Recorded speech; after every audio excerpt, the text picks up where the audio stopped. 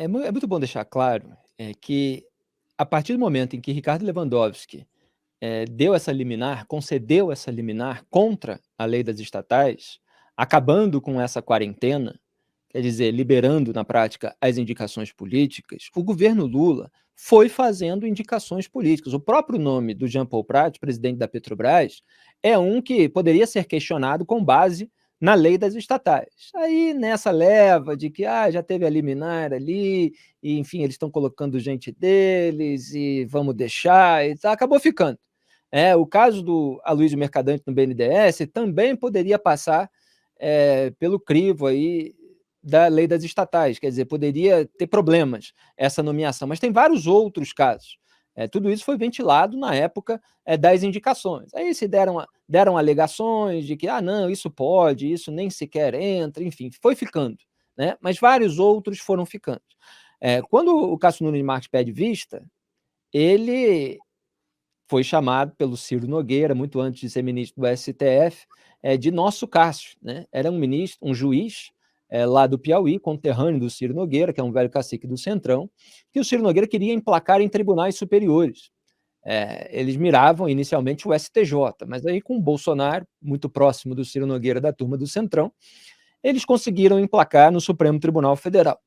Então o nosso Cássio do Centrão suspendeu o julgamento, afetando ali uma dúvida sobre determinadas questões, e aparentemente você tem um interesse do Centrão em obter novas rodadas de indicações por parte do governo Lula, quer dizer, estão aguardando que mais gente deles seja indicada enquanto a liminar está valendo.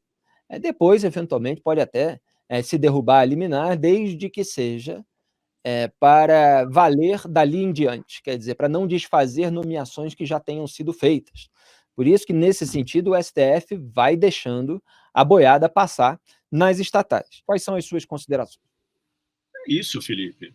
Você imagina a Constituição registrando alguma coisa do tipo: é direito de todo brasileiro, fundamental de todo brasileiro, ser eleito, ser escolhido gestor de uma estatal? Existe esse direito, né?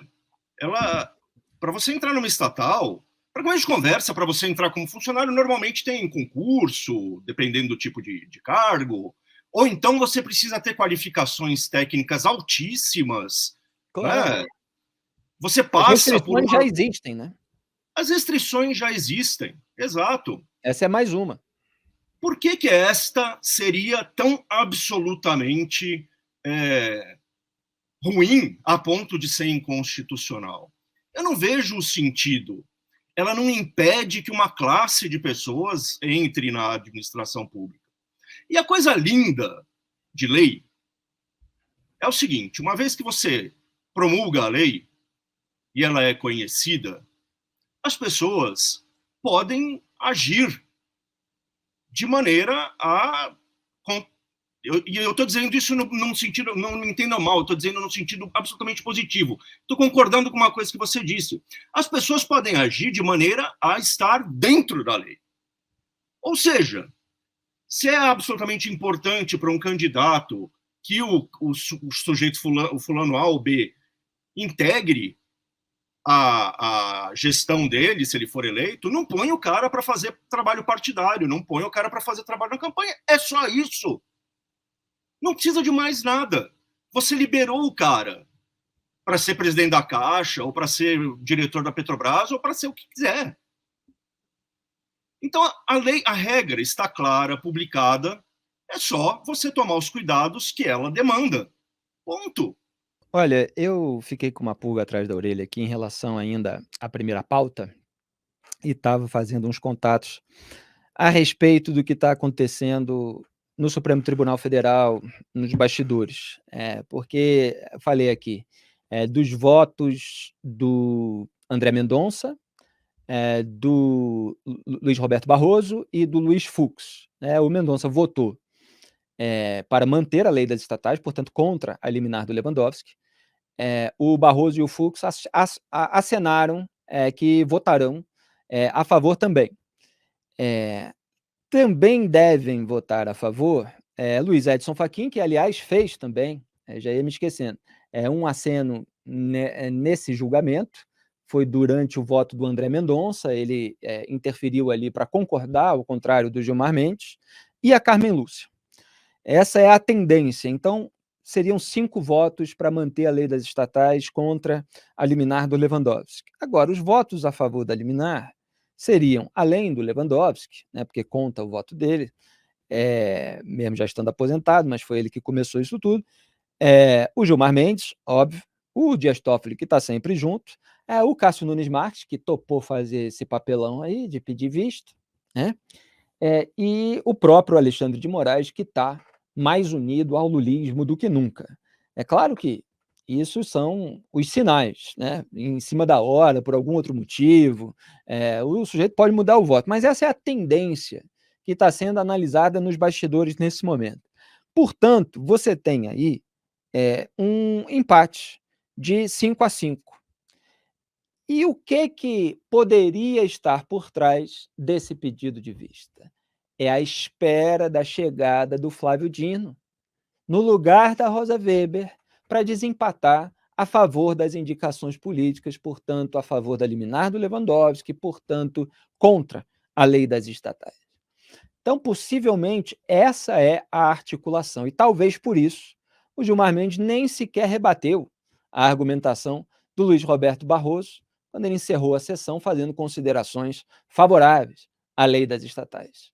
Me parece que até aqueles que vão votar a favor já sabem que existe essa articulação e que essa turma mesmo esperou a Rosa Weber sair do tribunal, porque a Rosa Weber seria a favor da lei das estatais e contra a liminar do Lewandowski. Então, veja a articulação política que pode estar em jogo nesse momento nos bastidores. Para haver uma formação de maioria, se atrasa um julgamento, se falseia uma posição, se afeta uma dúvida sobre algo que ainda precisa ser avaliado com mais tempo, para que se peça vista, tudo para esperar a formação da maioria. E se isso acontecer dessa forma, não vai ter quem segure. Vamos ver se pode haver algum tipo de reação do Senado Federal, se Rodrigo Pacheco vai para cima, como foi no caso da PEC que limita as decisões individuais monocráticas, mas no Brasil a gente sabe, na República do Escambo, tudo tende a terminar com acordão. O Gilmar Mendes conseguiu a indicação para a Procuradoria-Geral da República do Paulo Gonet, era o candidato dele, era o preferido dele. É claro, hoje inclusive tem matéria, acho que foi no Estadão, sobre o receio que eu apontei aqui nas últimas semanas, do PT em relação ao Gilmar ficar com muito poder e lá na frente surgir algo parecido com a Lava Jato. É claro que como a Lava Jato atingiu o judiciário e acabou, respingou, né, no judiciário, e aí muita gente se voltou contra a Lava Jato, pode ser que nunca mais aconteça daquela maneira. Mas os petistas têm medo de entregar a Procuradoria-Geral da República para alguém muito próximo ao Gilmar Mendes e a pedido dele, né, pelo menos atendendo aquela demanda que foi aí colocada por várias reportagens na própria imprensa. A imprensa de verdade, né, não a dos jagunços virtuais e dos porta-vozes. Então, o Lula deu lá a Procuradoria-Geral da República para o aliado do Gilmar, e o Gilmar aparentemente está articulando essa aprovação, essa manutenção da liminar do Lewandowski contra a lei das estatais no Supremo Tribunal Federal. E aí o Lula consegue distribuir esses nacos do Estado, esses cargos públicos para parlamentares, para os indicados de partidos, e aí consegue mais apoio no Congresso Nacional, consegue imprimir a sua agenda, consegue avançar os seus projetos. Quer dizer, é um jogo de barganha, assim, a ilustração da República do Escambo. Vamos ver se alguém coloca uma casca de banana aí nesse caminho, mas vai precisar da vigilância da sociedade, da apuração da imprensa, de reação nas redes sociais, porque eles estão querendo fazer com que tudo volte a ser como era antes, quando se deu condição para que acontecessem as coisas muito ruins, como disse Luiz Roberto Barroso, fazendo um monte de disclaimer, um monte de afagos ali aos políticos, não, veja bem, não é, mas dando ali uma indicação de voto contra a liminar do Lewandowski. Pelo visto, não vai ser suficiente. Então vamos manter aqui a vigilância.